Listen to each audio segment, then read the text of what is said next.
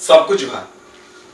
प्रभु जगन्नाथ जगन्नाथ आशीर्वाद को नहीं जिते बेले आमे ओडिया भाव निजक गर्वित करूँ ठीक से बेले पश्चिम ओडिशार कथा आम निश्चय आम मन आणु कारण माँ समलेश्वर आशीर्वाद भी रही शिव और शक्ति उपासना जमती आम समस्त भितर रही ठीक से बेले आम निश्चित भाव में देवी मान उपासना देवी मान आस्था करी देवी मान केन्द्र कर अनेक संस्कृति गढ़ी उठे पश्चिम ओडिशार कथा जिते बेले आसे माँ समलेश्वरी आशीर्वाद महानदीर छल छल पानी हेराकुद नदीबंध हो अथवा समलेश्वरी माँ समलेश्वर आशीर्वाद को नहीं गढ़ी उठुवा संस्कृति संगीत और ता सहित अनेक साहित्य केवल से भाई जुंतिया पर्व कथा हो अथवा नुआखाईर पर्व ए सबू आमको गोटे सूतार बांधि रखी से धारा से अनुक्रम आम ओडिया भाषा को जी भल पाऊ संबलपुरी भाषार मादकता आम समस्त से चलचंचल करे से भाषा गोटे मिठापण रही से आम कहूँ जे सबू भाषा ठू मीठा भाषा हूँ संबलपुर तो से गोटे भाषा को नहीं गोटे नुआ संभावना एवं ता सहित संबलपुरी भाषा रे नुआ नुआ गीत रचना करुवा गीत को निर्देशना दौथुवा एवं जड़े विशिष्ट प्राबंधिक भाव में ओडिशा ना कर जड़े विशिष्ट अतिथि जड़े संगीत निर्देशक जड़े कवि एवं ताठू सुंदर कथा है से जड़े गीतिकार एवं जड़े कंठशिल्पी सुंदर गीत मध्य से दर्शक मान बांधिकी रखती आज आम सौभाग्य सुदूर सोनपुर रु आज आम घर उपस्थित अच्छा एवं आपको कही रखे जो पाताली श्रीक्षेत्र बोली आम कहूँ प्रभु जगन्नाथ किंवदंती सहित भी जड़ित आम से विषय जाना कि आसतु द ओडियाज पॉडकास्ट गोटे फ्रेश एपिसोड रे स्वागत करबा विदर्भ प्रोडक्शन हाउस द्वारा प्रेजेंट द ओडियाज रो एई एपिसोड रे आम सचंती जड़े बहु विशिष्ट प्रतिभा सुदूर सोनपुर रु डॉक्टर अनिरुद्ध कुरकुरिया सर नमस्कार सर कार्यक्रम को नमस्कार नमस्कार सर स्वागत करछु द आज्ञा सर सर केमती अछन प्रथम सर मु बहुत भल अछि संबलपुर रे कहले केमती आज्ञा मु बहुत भल अछि बहुत भल अछि बहुत बढ़िया सर बहुत बढ़िया मु संबलपुरी टिके टिके पसंद करे बहुत किंतु कहि जदियो पारे ना भल करे कहने पारसी किंतु भल लागस आज्ञा सर गीत लेखिबा आज्ञा संबलपुरी भाषा को नहीं कि आज्ञा एवं ए सब यात्रा निश्चय गोटे लंबा यात्रा थिबो आपनकर आज्ञा आपण 200 रु ऊर्ध्व गीत लेखिछंती भजन लेखिछंती आज्ञा भजन लेखिया पे काहे की प्रथम मन कले जे भजन पई आग्रह थिला ना किछ गोटे घटना घटला जोथि आपण लेखिले गोटे कथा आमे जे कोनसी काम करू प्रकृति रे आम उपरे आम परिवार रो छाप ही पड़ी थाए परंतु बापा कहंतु बड़पा कहंतु एमाने समस्त जणे जणे गोटे आध्यात्मिक चेतनार मनुष्य माने सब एमाने माने जेते बेले आम मान को अनुप्राणित करिसंती सर्वोपरि जगन्नाथ चेतना रे कहंतु रामंकर चेतना रे हो कृष्ण चेतना रे हो किंबा गार कन्हन बुढ़ी चेतना रे हो माहेश्वरी चेतना रे हो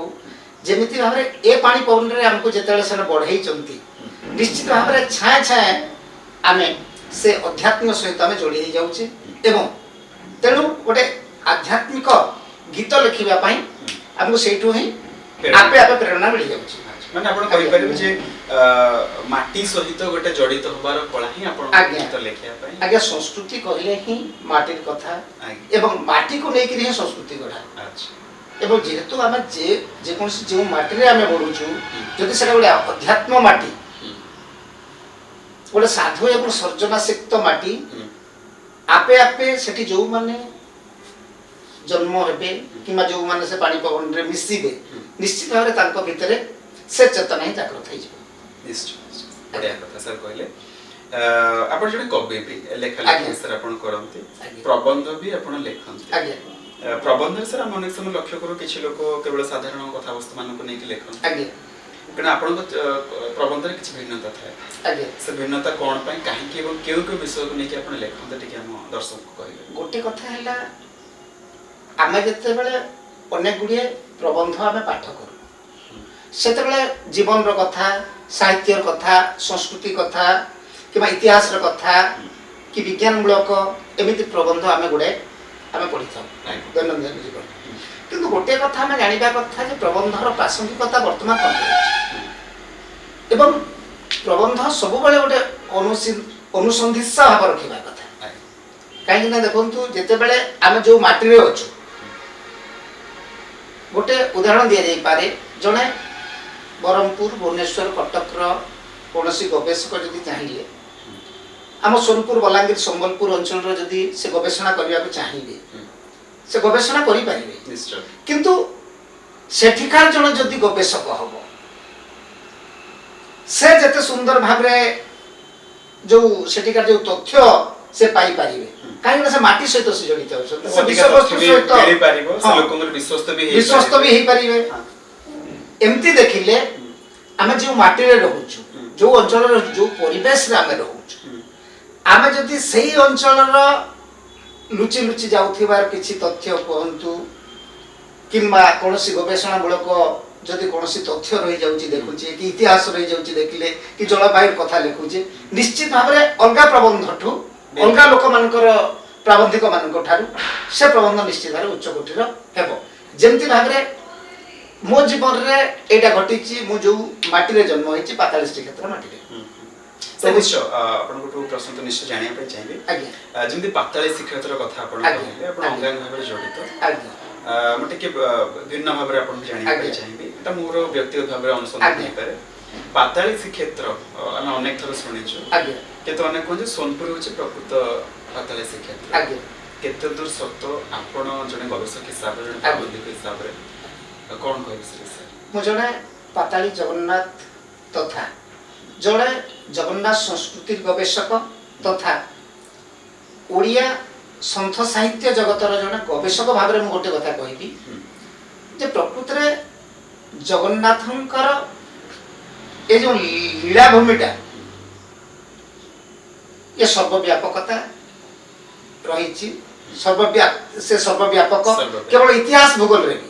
କେବଳ ଆମେ ଗୋଟେ ଅଧ୍ୟାତ୍ମ ଢଙ୍ଗରେ ତାଙ୍କୁ ସର୍ବବ୍ୟାପୀ ପୁରୁଷ କହିଦେଲେ ହେବ ନାହିଁ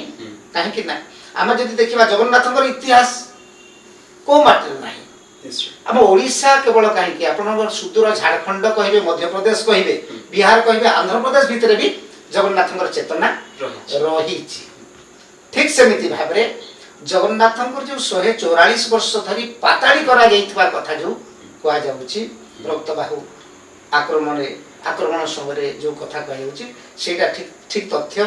ଆମେ ବି ଯେତେବେଳେ ପ୍ରଥମେ ୟା ଉପରେ ଗବେଷଣା କରୁଥିଲୁ ଆମକୁ ବହୁତ ଜଣ ଐତିହାସିକ କହୁଥିଲେ ଗୋଟେ ଫ୍ରଡ୍ ତଥ୍ୟ ନେଇକରି ଆପଣମାନେ ଅଯଥା ଲାଗନ୍ତୁ ନାହିଁ କିନ୍ତୁ ସମୟ ଆସିଲା ତାକୁ ଯେତେବେଳେ ଗ୍ରହଣ କଲେ ନା ଜଗନ୍ନାଥଙ୍କର ନବକଳେବର ଯେତେବେଳେ ସୃଷ୍ଟି ହେଲା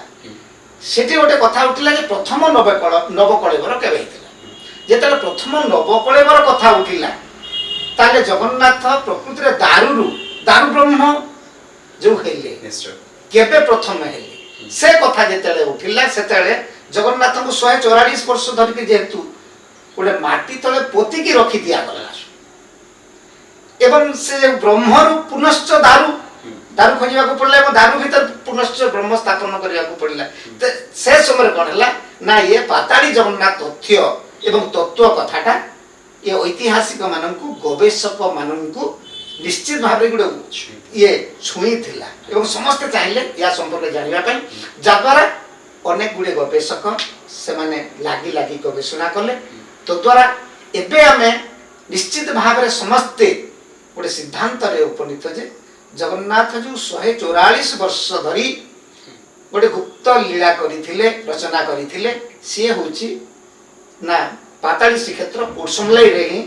ମାଧବ ଗୁମ୍ଫାରେ ହିଁ ଜଗନ୍ନାଥଙ୍କୁ ସଂସ୍କୃତିରେ ଆପଣଙ୍କୁ ଏତେ କଥା ଆମେ ଶୁଣିଲୁ ସାର୍ ଟିକେ ରିଲାକ୍ସ ହେଇଯିବା। ଆପଣ ଭଲ ଗୀତ ବି ଗାଆନ୍ତି ସମ୍ବଲପୁରୀ ଭାଷାରେ ଗୀତ ବି ଲେଖନ୍ତି ଗୀତ ବି ଗାଆନ୍ତି ଆଉ ଗୀତକୁ ନେଇକି ଆପଣ ଅନେକ ରଚନା ଆପଣଙ୍କ ନିର୍ଦ୍ଦେଶନା ବି ଅଛି 200 ରୁ ଉର୍ଦ୍ଧ୍ୱ ଆପଣ ଭଜନ ବି ଲେଖିଛନ୍ତି ଏତେ ସବୁ ଗୀତ ଭିତରେ ମୁଁ ନିଶ୍ଚୟ ଚାହିଁବି ଆମ ଦର୍ଶକ ଆପଣ ଦି ଧାଡ଼ି ସମ୍ବଲପୁରୀ ନିଶ୍ଚୟ ଶୁଣାଇବେ। ଆଜ୍ଞା ନିଶ୍ଚିତ ଭାବରେ ଏଇ ଗୀତଟା ଆକାଶବାଣୀ ଏ ବଲାଙ୍ଗୀର କେନ୍ଦ୍ରରୁ ବାଜିଥିଲା। ଏ ଗୀତ ମୁଁ ନିଜେ ଲେଖି ବି ଥିଲି ଏବଂ ୟାର ସଙ୍ଗୀତ ବି ମୁଁ ତାର ନିର୍ଦ୍ଦେଶନା ଦାୟିତ୍ୱ ବି ମୁଁ ଗ୍ରହଣ କରିଥିଲି। ଯେତେ ଦୂରେ ଥିଲେ ଥାଉ ସୁନା ফুল রে যেতে দূরে থিলে থাও সুনা ফুল আমি গুটে ডালর সুয়া সারি রে মুই তোর জন তু তুই কাই ফুল কিয়ে পারবা ভিনে করি রে মুই তোর জন তুই কাই ফুল কিয়ে পারবা ভিনে করি রে যেতে দূরে থিলে থাউ সুনা ফুল যেতে দূরে থিলে থাউ সুনা ফুল যেতে দূরে থিলে থাউ সুনা ফুল ଆମେ ଗୁଟେ ଡାଲର ସୁଆସାରି ରେ ମୁଇଁ ତୋର ଜନ তুই কাই ফুল কিয়ে পারবা ভিনে করি রে মুই তোর জন তুই কাই ফুল কিয়ে পারবা ভিনে করি রে बहुत बढ़िया सा केते सुंदर आपनकर गीत थिला जे आगे। मुई तोर जना तुई मोर कहीं किए पारबे हमको भी भिन्न करी। हां बढ़िया थिला तो निश्चित भाबरे चांद आगे। एवं चकोर कथा ଆଜ୍ଞା बढ़िया लागला निश्चित दर्शक माने भी आपनकर माने लोककलार गोटे छाप मु निश्चय पाइली आपन आगे। केते एवं लोककला जने गवेषक भाबरे भी आगे। हम आपन जने कारण अनेक लेखा प्रकाश पाइछे ଆଜ୍ଞା सर निश्चय परिवार विषय में जानिया पाई चाहेबो केते आपनको सपोर्ट रहिछि परिवार केते आपनको एई क्षेत्र रे आगु को बढ़ेबा कला को आगु नबा पाई सोनपुर भलिया गोटे जगह जोठी आमे विश्वास करू जे वर्तमान मध्य गोटे आदिवासी अधीक्षित अंचल बोले आमे आगे। भाबु जे अंचल माननको आगे। सेइठु आगु को आसीबा 200 खंडे ऊर्ध्व भजन लेखिबा पुणी आगे। से भजन केंद्र निश्चय प्रभु जगन्नाथ हुंतु मा समलेश्वर हुंतु निश्चित केंद्र करी कि आगु को बढ़िबा ଆଜ୍ଞା केते सहज थिला आपन परिवार की अछि टिकी हम दर्शक सहित बाटिबे ଗୋଟେ କଥା ଦେଖନ୍ତୁ ସାର୍ ଇଏ ଗୋଟିଏ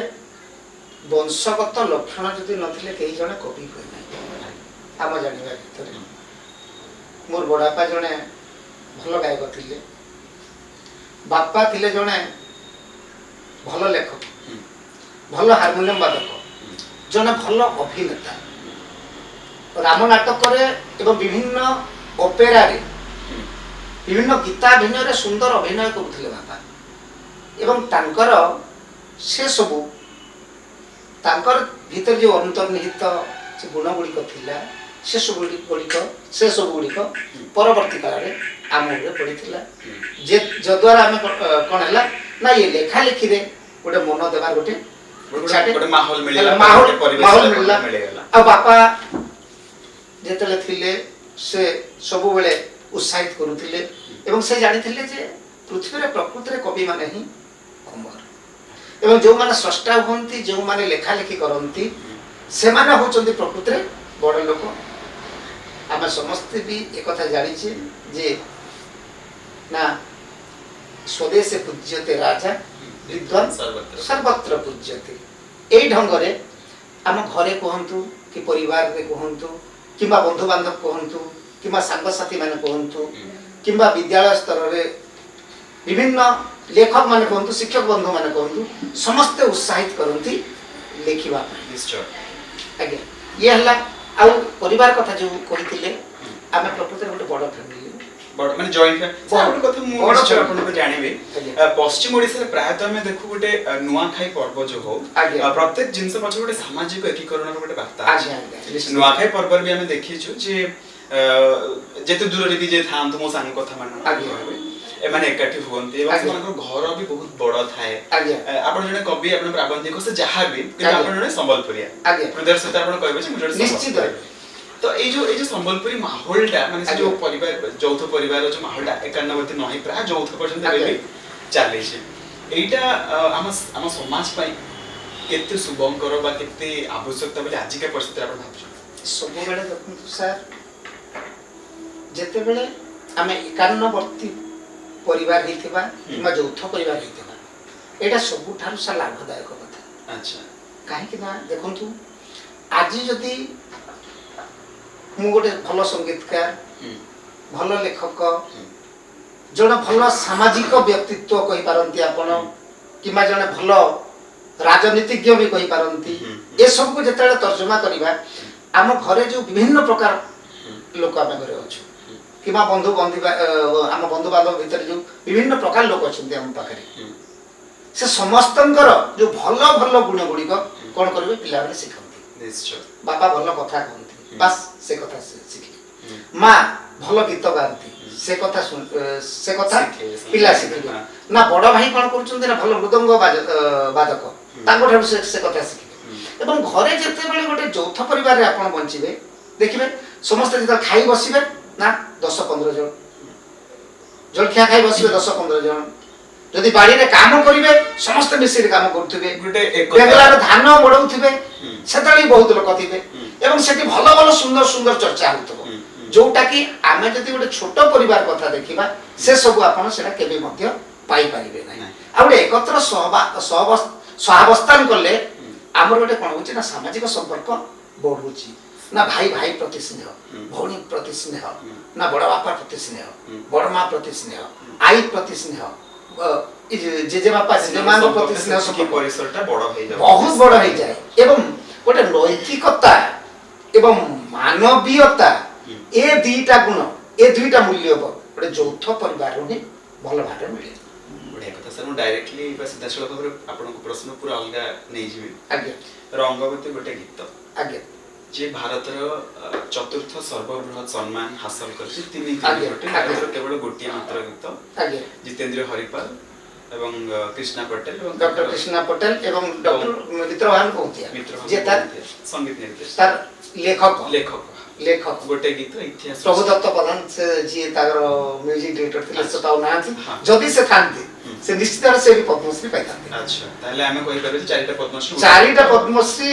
ପାଇଥାନ୍ତା ଆସିଥାନ୍ତା ଓଡ଼ିଶା ଗୋଟିଏ ନିଶ୍ଚିତ ଗୀତରେ। ନିଶ୍ଚିତ ଗୋଟେ ଗୀତରେ। ରଙ୍ଗବତୀ ପରେ କୌଣସି ଗୀତ କାହିଁକି ଆସିପାରୁନି ପଶ୍ଚିମ ଓଡ଼ିଶାରୁ ଯାହା ଏତେ ମାତ୍ରାରେ ଲୋକଙ୍କୁ ଛୁଇଁ ପାରିବ, ଯାହା ବି କିଛି ଆସିଛି ସମୟ ଅନ୍ତରାଳରେ ସେ କାହିଁକି ବଞ୍ଚି ଯାଉଛି? ଦେଖନ୍ତୁ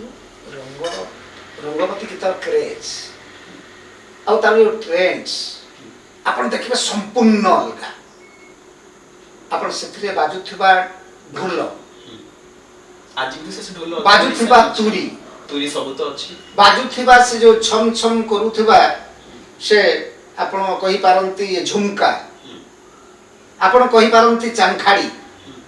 ଆପଣ ଯୋଉ ପଞ୍ଚବାଦ୍ୟର ସେଠି ବ୍ୟବହାର ହେଇଛି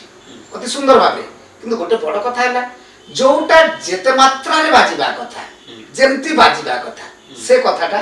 ସେଠି ସେ ଯୋଉ ବିନ୍ୟାସଟା ହେଇଛି ସୁନ୍ଦର ହେଇଛି, ଅତି ସୁନ୍ଦର ହେଇଛି। ତାପରେ ରଙ୍ଗବତୀ ଗୀତର ଯୋଉ ଶବ୍ଦ ବିନ୍ୟାସ ଅତି ସୁନ୍ଦର ଚମତ୍କାର ଚମତ୍କାର, ପିଢ଼ି ପରେ ପିଢ଼ି ବି ପିଢ଼ି ଲୋକ ପରେ ତାକୁ ପିଢ଼ି ମନେ ତାପରେ ରଖିବେ, ଏମିତି ଶୁଣିବେ, ସେ ସବୁ ଗାଇବେ। ଶବ୍ଦ ସଂଯୋଜନା ହେଇଛି, ଏମିତି ଭାବରେ ସେ ଗୀତର ଭାବ ଅଛି ଯେ ଆପଣ ପରିବାର ସମସ୍ତେ ବସିକିରି ବି ଏକାଠି ସେ ଗୀତକୁ ଆପଣ ଶୁଣିପାରିବେ। ଆପଣ ଦେଖିବେ ଆଜିକାଲି ପ୍ରାୟ ବଜାରରେ ଆପଣ ଦେଖିବେ ବ୍ୟର୍ଥବୋଧକ ଗୀତ, ଅଶ୍ଳୀଳ ଗୀତ, ଅଧିକା। ଆପଣ ଶୁଣୁଥିବେ ଅଲଗା ଭାବୁଥିବେ ଅଲଗା, ତାର ବୁଝଉଥିବ ମିନିଂ ଅଲଗା। ଆପଣ କଥା କହିଲା ବେଳେ ଗୋଟେ ଶବ୍ଦ କହୁଥିବେ କିନ୍ତୁ ପ୍ରକୃତରେ ଆପଣ ଲେଖିଥିବେ ଅଲଗା ଜଣକୁ ଗୋଟେ ମିନିଂ କରି। ଏ ଯୋଉ ବ୍ୟର୍ଥବୋଧକ ଗୀତ ଯେହେତୁ ସବୁ ଗୀତରେ ପ୍ରାୟ ରହୁଛି କମ ବେଶୀରେ, ସେ ଗୀତ ଗୁଡା ଲୋକଙ୍କୁ ଛୁଇଁ ପାରୁନାହିଁ ଏବଂ ସେଥିରେ ଯୋଉ ମୌଳିକତା ସବୁଠାରୁ ବଡ କଥା। ହଁ ସାର୍, ବଢିଆ କଥା କହିଲେ ଯେ ଅନେକ ବାଦ୍ୟ ଅଛି, ଅନେକ ତାର ଗୋଟେ ସମନ୍ୱୟ ରହିଛି, ଆଜ୍ଞା ତ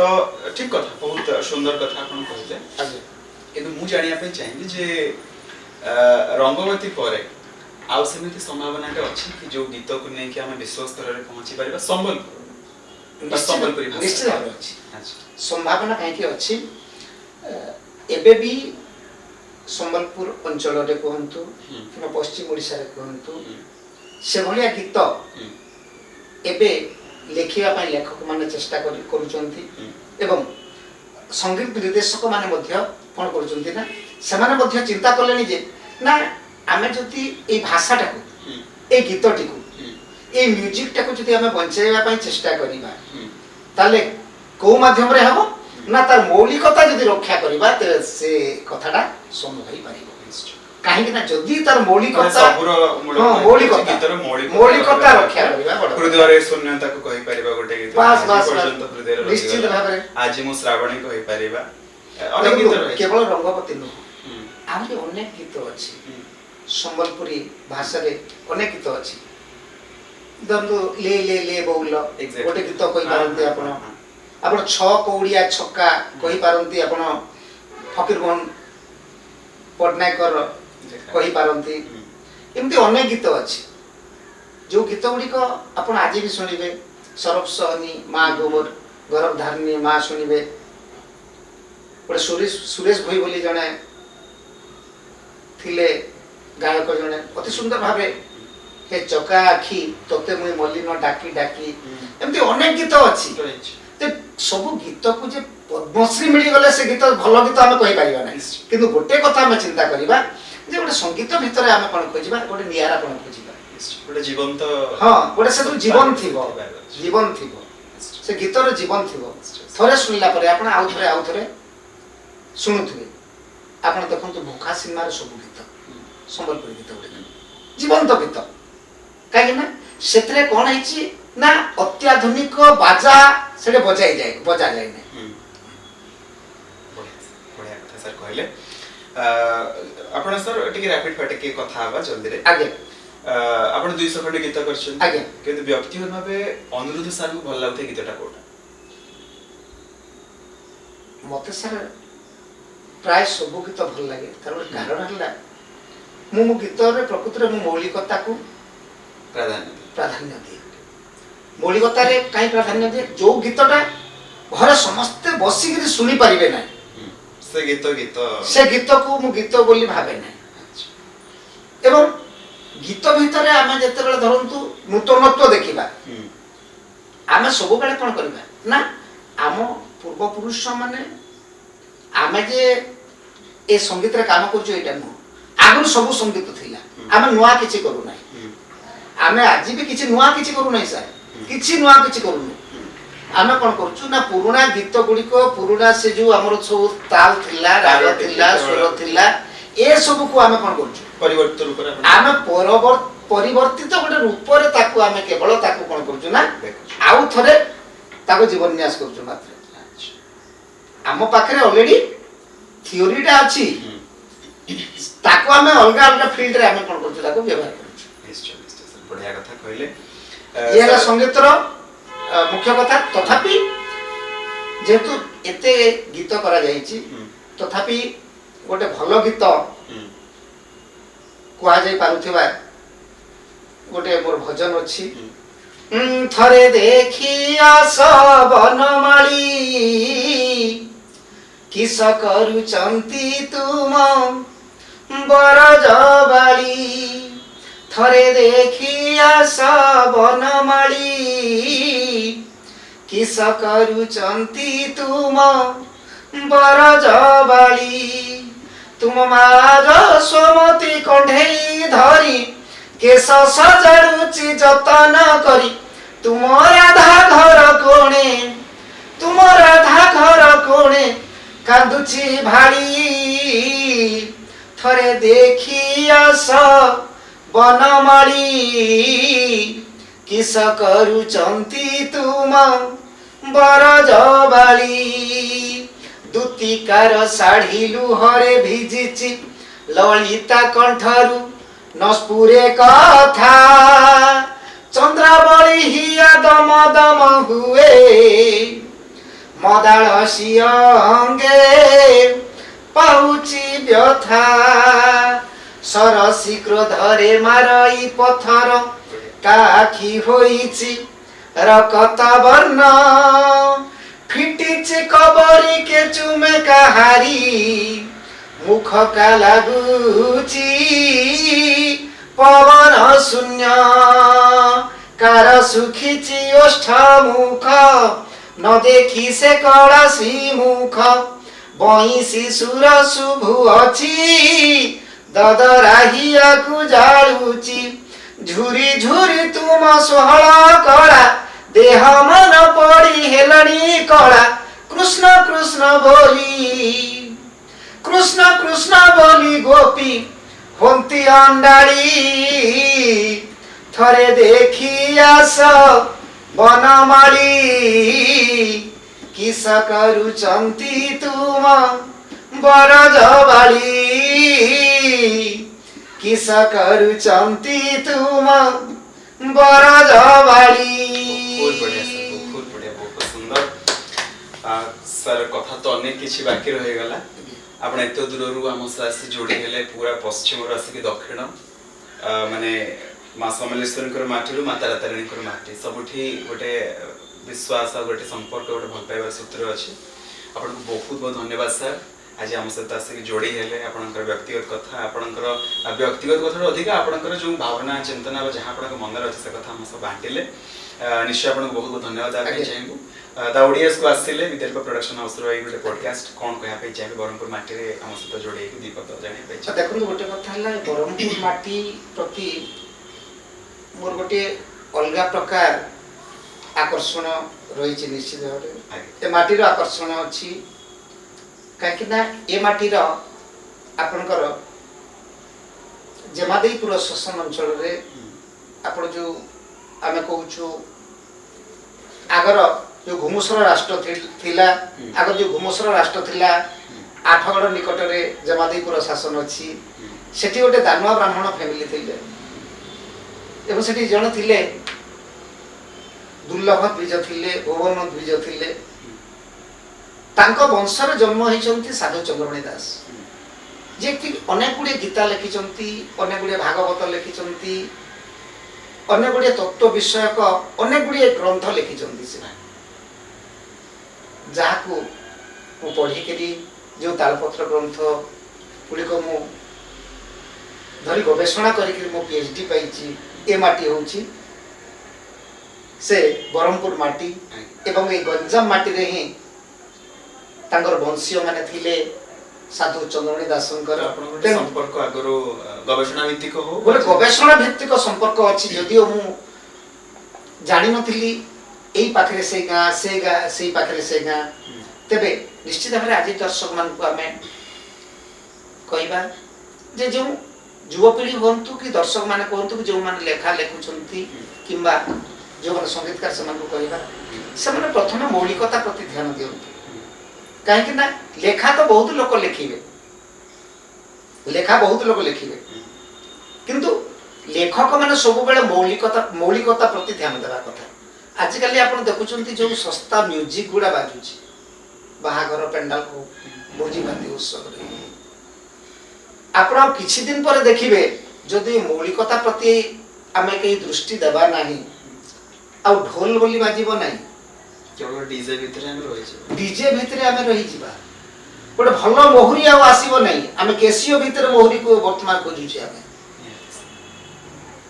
ऑर्गन भितरे वर्तमान बंसी को खोजु छी किंतु बंसीर जो स्वरटा आ बंसीर जो